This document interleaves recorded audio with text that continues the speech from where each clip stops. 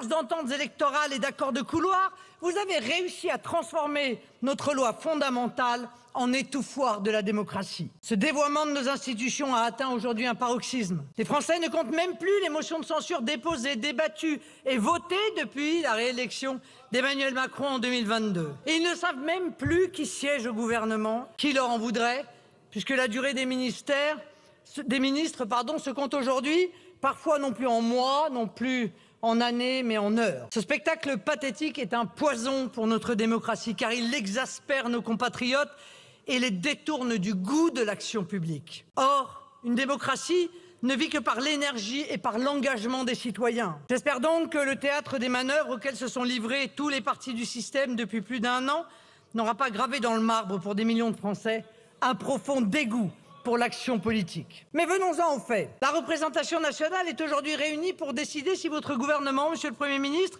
doit être censuré au regard de votre projet de budget.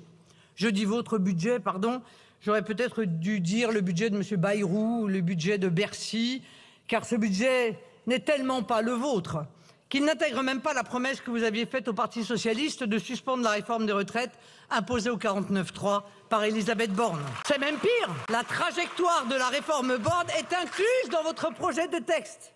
J'y reviendrai. Ce budget donc est un véritable musée de toutes les horreurs coincées depuis des années dans les tiroirs de Bercy. Ce n'est pas une année blanche, mais une année noire pour les Français et en particulier pour ceux qui travaillent et paient des impôts. Il y a d'abord la poursuite du matraquage fiscal, 19 milliards d'impôts supplémentaires, dont 10 pour le seul impôt sur le revenu, par le pas du gel du barème qui, il y a moins d'1 an, vous faisait pousser d'ailleurs des cris d'orfraie. Vous allez faire entrer 200 000 foyers de la classe moyenne dans l'impôt sur le revenu.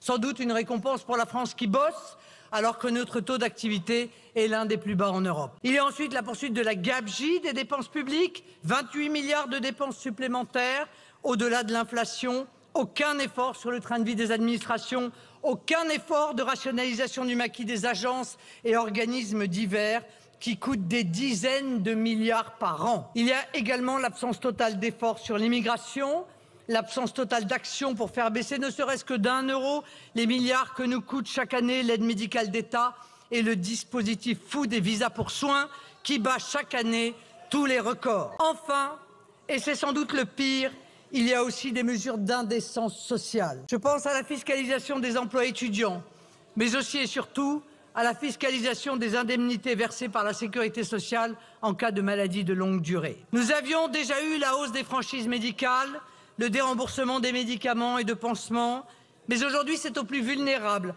à ceux qui sont éloignés de l'emploi et parfois réduits à la solitude, que vous entendez faire payer la note de vos lâchetés et de vos renoncements. Monsieur le Premier ministre, je ne veux pas ajouter au débat politique déjà marqué par le règne de la médiocrité et des effets de manche inutiles la moindre pierre, mais quand même, sérieusement, comment voulez-vous faire accepter aux Français une année de plus après des décennies de course à l'abîme, qu'on les spolie encore de leurs droits sociaux par incapacité à toucher à ceux que nous avons octroyés de manière totalement irrationnelle à la terre entière? Comment pouvez-vous imaginer que le pays le plus fiscalisé, le plus socialisé au monde ne vous sanctionne pas, ne vous rejette pas, en voyant chaque année s'allonger la liste des injustices et des spoliations, toujours au détriment des Français les plus faibles, jamais au détriment de l'immigration massive et incontrôlée qui mine nos comptes sociaux et rend nos rues chaque année de plus en plus violentes. Tout cela vient alimenter un climat